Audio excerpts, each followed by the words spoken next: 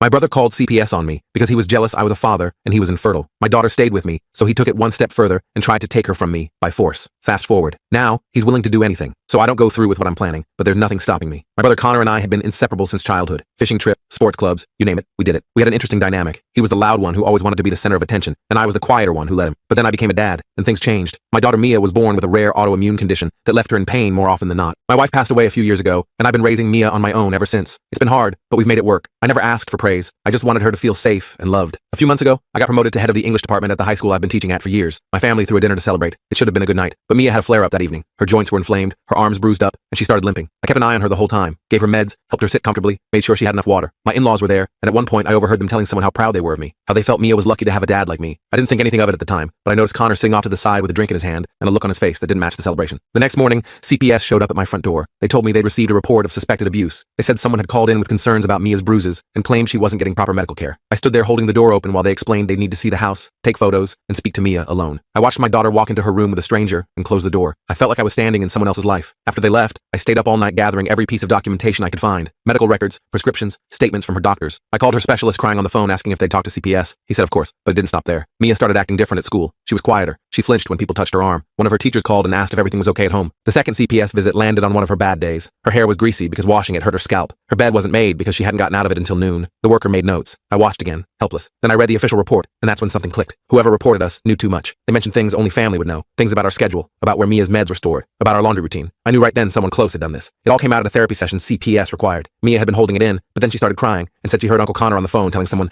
"Those bruises don't come from arthritis." I felt my chest tighten. My parents were furious. They cornered Grace, Connor's wife, that night. She denied it at first, but I could see it in her eyes. Later she came to me and told me everything. She said Connor hated me because I was a dad. He said he felt invisible next to me. He thought our family always saw me as the better man. He had been struggling with infertility for years, and seeing me take care of Mia had eaten him alive. We tried to bring the family together for dinner to clear the air. Connor showed up late and drunk. He immediately started with jabs about how perfect everyone thought I was. My parents tried to calm him down. Grace looked like she wanted to sink into the floor. Then Connor said something about how concerned he'd been for Mia. That's when Grace snapped. She told everyone that Connor had timed the CPS call to land during my promotion evaluation at school. My hands went numb. My dad stood up red in the face. Then Connor screamed, "He doesn't deserve to be a father." His voice cracked. He didn't mean to say it, but it was all there. Every bit of resentment. I pulled out my phone. I'd recorded the conversation just in case. I sent it straight to the CPS caseworker the next morning. She called me back, said the case was being closed. No evidence. False reporting. A criminal offense in our state. It was over. Officially. But not really. My parents told Connor to leave their house and not come back. Grace packed a bag and went to stay with her sister. I didn't speak to Connor for months, and I wish it stayed that way. But then Mia didn't come home from school one day. I waited at the bus stop, but she never got off. I called the school, and they said she'd been picked up early by her uncle. They said he was on the approved list from when Sarah was alive, but they should have called me to verify since it had been years since he'd picked her up. The school secretary mentioned that Mia seemed hesitant, but that Connor had told her I was stuck in a meeting and had asked him to pick her up. I called Connor's phone over and over. No answer. I called Grace, who hadn't spoken to him in weeks. I called my parents. No one knew where he was. I drove to his apartment, but no one answered the door. I called the police immediately, explaining that my chronically ill daughter who needed daily medication had been taken by my estranged brother with a history of false reporting against me. Despite this, the officer told me they typically wait 24 hours in family-related cases, but would send a patrol car to Connor's last known address, given Mia's medical needs. They told me to try to resolve it within the family first while they began preliminary inquiries. I wanted to scream that this was exactly what I was afraid of. I'm sitting here now, waiting for the 24-hour mark so I can file a missing persons report. My daughter is out there somewhere with a man who resents her very existence. A man who tried to have her taken away from me out of jealousy. I don't know what to do. I don't know where they are. I just want my daughter back. I've been pacing around my living room for hours, checking my phone every 30 seconds like it might suddenly give me answers. The police finally took a report after the 24-hour mark passed, but I could tell they weren't treating it as a priority. The officer kept saying things like family disputes and custody disagreements. While I tried to explain that this wasn't some divorced dad drama, my brother literally called CPS on me out of jealousy and now had my chronically ill daughter who needed her medication. I called Mia's doctor first thing in the morning to explain the situation. She immediately understood the severity. Mia needed her anti-inflammatory meds every 12 hours, or she'd start experiencing increased pain and swelling. The doctor offered to call hospitals if Mia showed up anywhere and said she'd document everything in case we needed it for court later. I thanked her through tears. My parents showed up at my house around noon,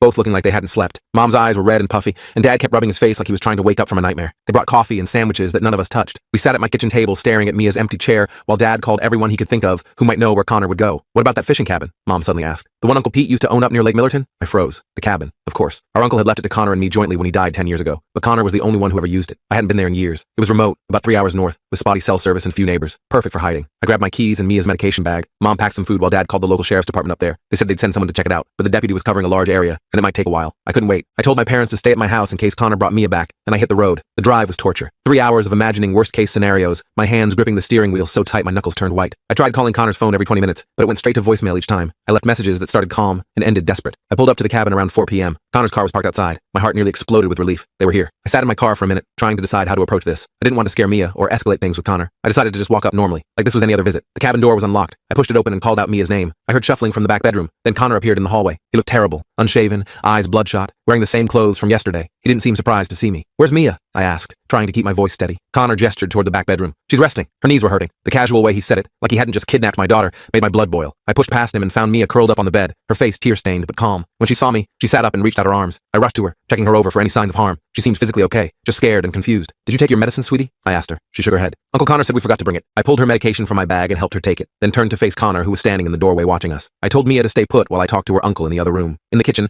Connor sat down heavily at the table. He didn't apologize. He didn't explain. He just sat there staring at his hands. I wanted to scream at him, maybe even hit him, but I kept thinking about Mia in the next room. I needed to get her home safely, not escalate this into something worse. What were you thinking? I finally asked. Connor looked up, his eyes vacant. I wanted to show you how it feels, to have something taken from you. The words hit me like a physical blow. This wasn't just jealousy. This was something darker, more twisted. I realized I was dealing with someone I no longer recognized, someone capable of using a child as a pawn in some sick game of emotional revenge. I'm taking Mia home, I said firmly, and then I'm filing a restraining order against you. Something flashed in Connor's eyes. Anger, maybe fear. He stood up suddenly. You can't do that. She's my niece. I have rights too. I laughed bitterly. Rights? You kidnapped her from school. You didn't bring her medication. You called CPS on me with false allegations. You have no rights here. I turned to go get Mia, but Connor grabbed my arm. His grip was tight, desperate. You don't understand. I need her. I need to be part of her life. It's not fair that you get to be a father and I don't. I yanked my arm away. This isn't about you. This is about Mia's safety and well-being. You're not thinking about what she needs. You're only thinking about yourself. Connor's face twisted with rage. That's what everyone always thinks. Poor James. Such a good dad. Such a good son. Such a good brother. No one ever sees what I go through. I was about to respond when I heard a small voice behind me. Daddy, I want to go home. Mia was standing in the hallway, her arms wrapped around herself. The sight of her snapped me back to what mattered. I walked over and picked her up, ignoring Connor's protests. I carried her to my car and buckled her in, then went back for her backpack. Connor followed me outside, still talking, still trying to justify what he'd done, but I tuned him out. I was done listening. As I started the car, Connor stood in front of it, blocking our way. I rolled down the window and told him to move. He refused, crossing his arms like a petulant child. I pulled out my phone and held it up. Move, or I call the police right now and have you arrested for kidnapping. He hesitated, then slowly stepped aside. As I drove away, I watched him in the rearview mirror, standing in the dirt driveway looking lost. For a second, I felt a pang of something like pity. Then I remembered what he'd put us through, and the feeling evaporated. The drive home was quiet. Mia fell asleep almost immediately, exhausted from the stress and probably from missed medication. I called my parents to let them know we were on our way back, then the police to update them. The officer I spoke with said they'd want statements from both me and Mia, and that I should bring her to the station tomorrow. He also mentioned I should consider pressing charges. We got home around 8 p.m. My parents were waiting, and Mom burst into tears when she saw Mia. We got her fed, bathed, and tucked into bed with minimal fuss. She seemed reluctant to talk about what happened with Connor, so I didn't push it. There would be time for that later, maybe with a professional present. After Mia was asleep, I sat with my parents at the kitchen table. Dad looked older than I'd ever seen him, the lines in his face deeper, his shoulders slumped with the weight of what his son had done. Mom kept wiping her eyes with a crumpled tissue. They asked what I wanted to do next. I'm getting a restraining order first thing tomorrow, I said, and I'm changing all the emergency contact information at Mia's school. They nodded, not arguing. Dad cleared his throat. We'll support whatever you decide, James. Connor crossed a line that can't be uncrossed. The next morning, I took Mia to the police station. The detective who interviewed her was kind and patient, asking gentle questions about what happened. Mia told her that Uncle Connor had said I was stuck in a meeting and needed him to pick her up, that they went for ice cream first, then drove to the cabin. She said he seemed weird and sad, and kept asking her questions about me. If I ever got angry, if I ever forgot her medicine, if I ever made her do things that hurt. Classic attempts to get her to say something he could use against me. The detective told me we had a solid case for a restraining order at minimum, possibly criminal charges if I wanted to pursue them. I wasn't sure yet. Part of me wanted Connor to face consequences, but another part wondered if that would just make things worse. I decided to focus on the restraining order first, and think about the rest later. I filed the paperwork that afternoon. The judge granted a temporary order immediately, citing the potential danger to Mia. Connor would have to stay at least 500 feet away from both of us, and have no contact whatsoever. The court date for the permanent order was set for 2 weeks later. That evening, Grace called me. She was crying so hard I could barely understand her. She'd heard what happened from my parents, and was horrified. She kept apologizing, saying she should have warned me that Connor had been acting erratic lately, talking about Mia constantly, looking at old family photos for hours. She told me she'd moved most of her things out of their apartment and filed for divorce. The Connor she married was gone, she said, replaced by someone consumed with bitterness and obsession. I felt bad for Grace. She was collateral damage in all this, another victim of Connor's spiral. I told her I didn't blame her for any of it. We talked for almost an hour, and by the end, she sounded a little calmer. She promised to let me know if Connor contacted her or said anything about us. The next few days were quiet, too quiet. I kept waiting for the other shoe to drop, for Connor to show up at our house or call or do something, but there was nothing. I checked in with the police daily, but they hadn't heard from him either. His apartment manager said he hadn't been home. His boss reported he hadn't shown up for work. It was like he'd vanished. Mia went back to school after missing 3 days. I met with the principal and explained the situation in detail. They updated their security protocols, making sure every staff member knew that only I was authorized to pick Mia up. No exceptions. They also assigned a counselor to check in with her daily, which I appreciated. Mia seemed okay on the surface, but I noticed she was having trouble sleeping and was more clingy than usual. A week after the cabin incident, I got a call from a number I didn't recognize. It was Connor's friend Jordan. He said Connor had been staying at his place but left that morning after seeing the news about the restraining order on Jordan's computer. Connor had taken Jordan's spare car keys and disappeared. Jordan seemed genuinely concerned, saying Connor had been talking strangely, making comments about fixing things, and showing everyone the truth. I thanked Jordan for the warning and immediately called the police. They said they'd increase patrols in our neighborhood, but couldn't do much else without evidence of an immediate threat. I felt helpless all over again. I called my parents to warn them, then my in-laws. Everyone was on high alert. At night, I double-checked all the locks before bed and slept with my phone right next to my pillow. I woke up every hour or so, listening for any unusual sounds. The house remained quiet, too quiet. In the morning, I found a note slipped under our front door. It was from Connor. All it said was, "I'm sorry. I'm going to make this right." The handwriting was shaky, like he'd written it while drunk or extremely emotional. I called the police again and gave them the note. They took it seriously this time, saying it could be interpreted as a threat. They promised to send an officer to escort Mia to and from school. I was a nervous wreck all day at work. I kept checking my phone, calling home during my breaks to make sure the alarm system was still armed,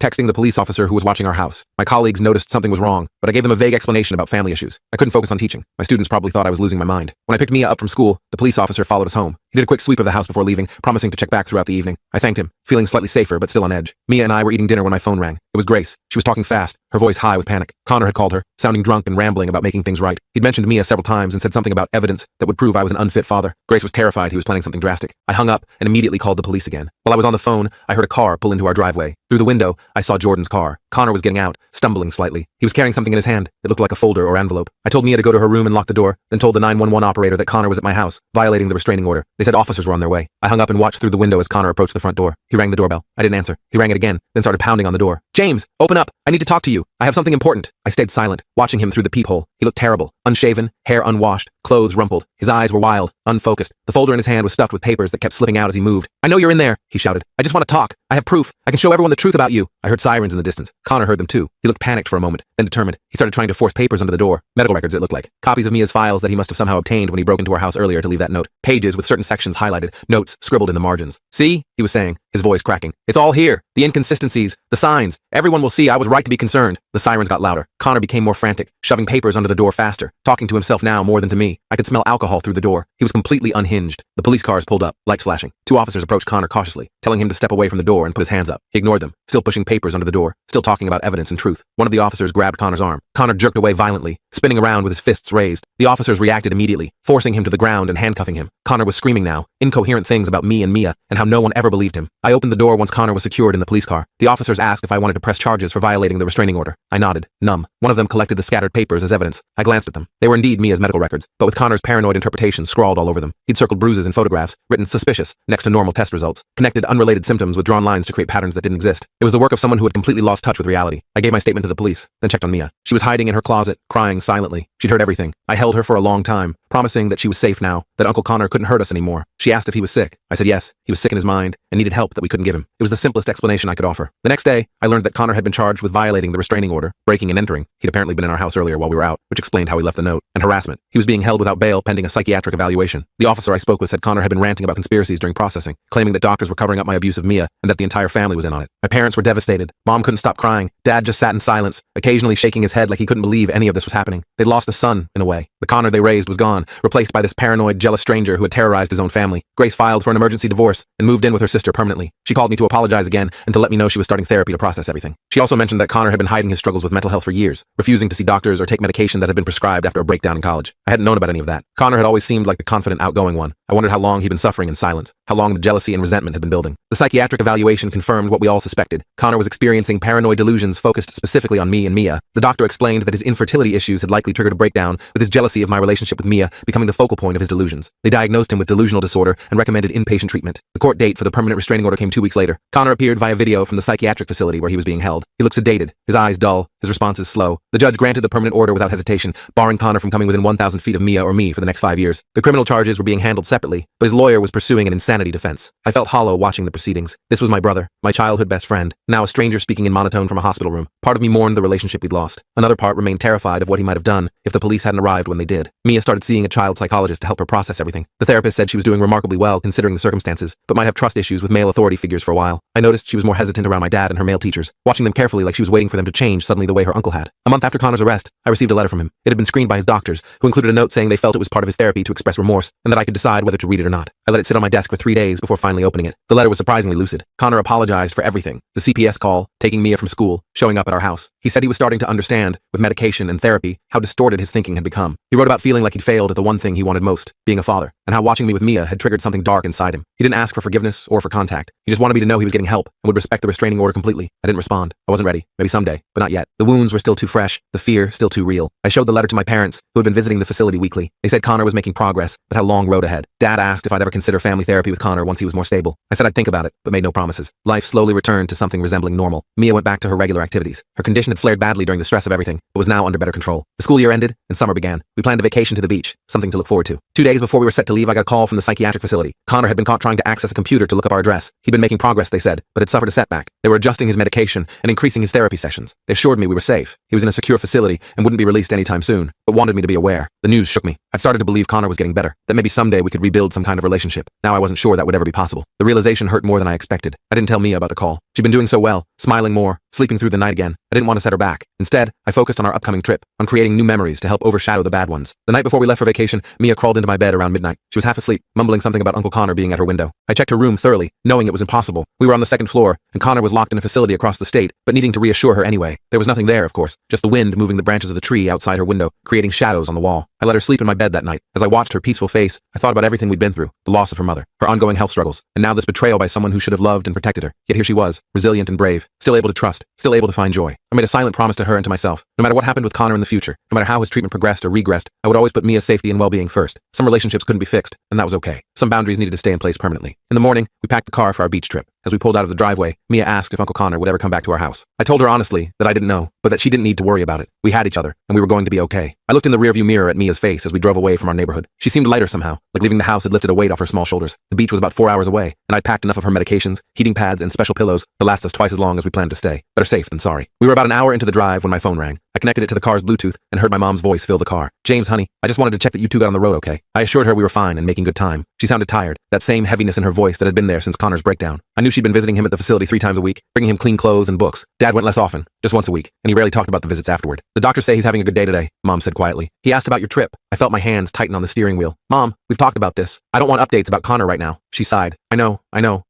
He's still your brother, James." I glanced at Mia in the rearview mirror. She was looking out the window, but I could tell by the set of her shoulders that she was listening. I changed the subject, asking Mom about her garden, and we chatted for a few more minutes before hanging up. The rest of the drive was uneventful. We stopped for lunch at a diner where Mia got chocolate chip pancakes even though it was 2 p.m. I let her have an extra scoop of ice cream too. Sometimes being a good parent meant bending the rules a little, especially after everything she'd been through. Our beach rental was perfect, a small cottage with a screened porch that faced the ocean. Mia ran straight to the water's edge while I unloaded the car. I watched her from the porch, making sure she didn't go in past her ankles. The sun was starting to set, painting the sky in pinks and oranges. For the first time in months, I felt myself relax a little. The next few days were exactly what we needed. Mia built sandcastles while I read books on a beach chair nearby. We collected shells and spotted dolphins. Her joints seemed to like the warm, humid air, and she moved more easily than she had in weeks. At night, we played board games and watched movies with the windows open so we could hear the waves. On our 4th day, I was setting up our spot on the beach when I noticed a woman staring at us from about 50 yards away. She looked familiar, but I couldn't place her. She turned away quickly when she saw me looking. I felt a twinge of unease, but pushed it aside. We were on vacation. I was being paranoid. An hour later, I saw her again, closer this time. She was pretending to read a book, but I could feel her watching us. I stood up, ready to confront her, when she suddenly got up and walked toward us. As she got closer, I recognized her. Linda, Connor's ex-girlfriend from college. They dated for 3 years before Grace came along. "James?" she called, waving hesitantly. "I thought that was you." I nodded stiffly, positioning myself between her and Mia, who was digging in the sand nearby. Linda stopped a few feet away, looking uncomfortable. "I'm sorry to bother you," she said. I heard about Connor. Grace called me a few weeks ago. I didn't say anything. What was there to say? Linda shifted her weight from one foot to the other. "I wanted you to know that I saw this coming years ago," she finally said. "The jealousy, the paranoia, it's why we broke up. He used to accuse me of cheating constantly, would go through my phone while I was sleeping. When I got accepted to grad school and he didn't, he convinced himself the admissions committee was conspiring against him. I felt a chill despite the warm sun. Why are you telling me this?" Linda looked past me to where Mia was playing. "Because Grace mentioned you might try family therapy eventually, and I wanted to warn you. Connor doesn't get better. He just gets better at hiding it until the next trigger comes along." I thanked her for the warning, though it left me feeling hollow. She gave me her number in case I ever wanted to talk, then walked away. I watched her go, wondering how many other people had seen signs of Connor's instability over the years while I remained oblivious. That night, after Mia was asleep, I sat on the porch with my phone, scrolling through old photos of Connor and me. There we were at my wedding, arms around each other's shoulders, grinning. There he was, holding newborn Mia in the hospital, looking at her with such tenderness. Had it all been an act, or had something in him broken along the way? I was so lost in thought I almost missed the notification that popped up on my screen. An email from Grace with the subject line, "You need to see this." I opened it with shaking hands. "James," it read.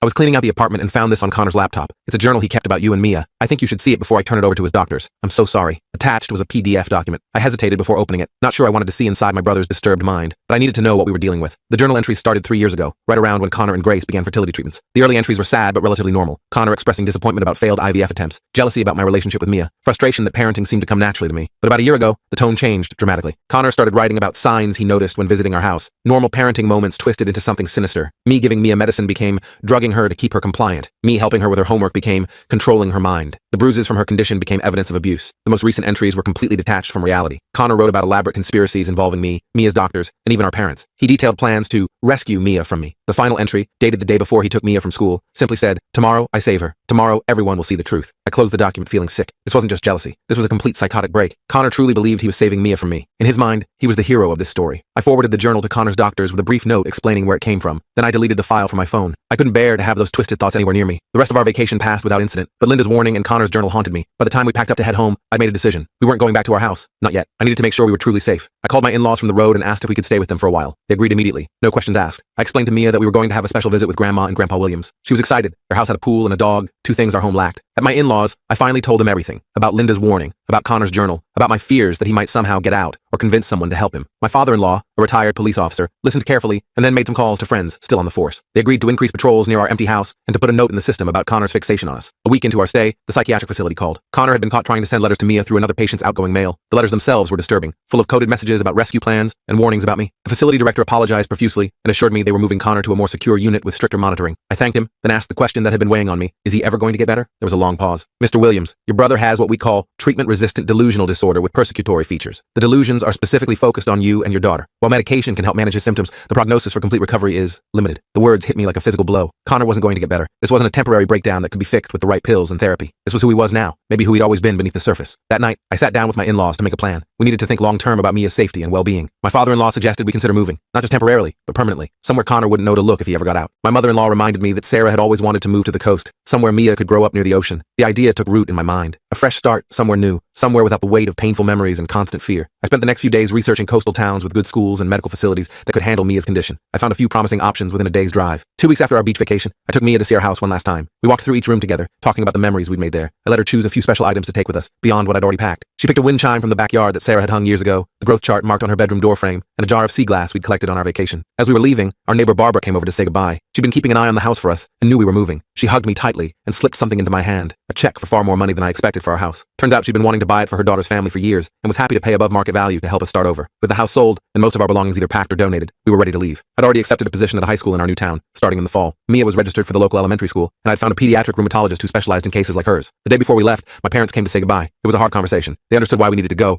but the pain of losing both their sons, one to mental illness and one to distance, was written clearly on their faces. Mom made me promise to call often and to send pictures of Mia. Dad helped load the last few boxes into the moving truck, then pulled me into a fierce hug. "You're doing the right thing," he said gruffly. "Protecting your daughter comes first, always." I nodded, unable to speak past the lump in my throat. We both knew that this move meant accepting a painful truth. The brother I grew up with was gone, replaced by someone dangerous who might never recover. Moving away wasn't just about physical safety. It was about acknowledging that some relationships can't be saved, no matter how much we wish they could. The next morning, Mia and I hit the road before dawn. Our new town was about 8 hours away, a small coastal community with colorful houses and friendly people. I'd found us a little blue cottage just 3 blocks from the beach, with a fenced yard where Mia could play safely. As we drove, Mia chatted excitedly about the sea turtles she hoped to see and the new friends she might make. We arrived just as the sun was setting. Mia ran straight to the backyard while I started unloading the essentials for our first night. I watched her exploring. Her face lit up with excitement and felt something settle in my chest. We were going to be okay. That night, after Mia was asleep in her new room, I sat on our porch and called the psychiatric facility. I asked them not to tell Connor where we'd gone. I explained that while I hoped he would get better someday, I couldn't risk Mia's safety or happiness on that possibility. The doctor I spoke with understood completely and assured me they would respect our privacy. 6 months later, we were fully settled into our new life. Mia loved her school and had made several friends. Her new doctors had adjusted her medication and she was having fewer bad days. I joined a single parent support group and was slowly learning to trust people again. Connor remained in the secure facility. My parents visited him regularly and gave me careful updates. He was still fixated on his delusions about me and Mia, but the new medications were helping him stay calmer. He'd stopped trying to contact us, which the doctor saw as progress. Sometimes I still looked at old photos and mourned the brother I'd lost. But then I'd look at Mia, healthy, happy, safe, and know I'd made the right choice. Family isn't just about blood. It's about protection, trust, and putting your child's needs above everything else. Yesterday, Mia asked if Uncle Connor would ever come visit us in our new home. I told her the truth, that Uncle Connor was very sick and needed to stay in a special hospital where doctors could help him. I said that even though we couldn't see him, we could still remember the good times we had together before he got sick. She seemed satisfied with that answer. As for me, I've accepted that the brother I knew is gone. Maybe someday, if Connor truly recovers, we can build something new, but I'm not counting on it. Instead, I'm focusing on the family I have. Mia, my in-laws, my parents, and the new friends we're making in our coastal town. We're building a good life here, one day at a time, and that's enough.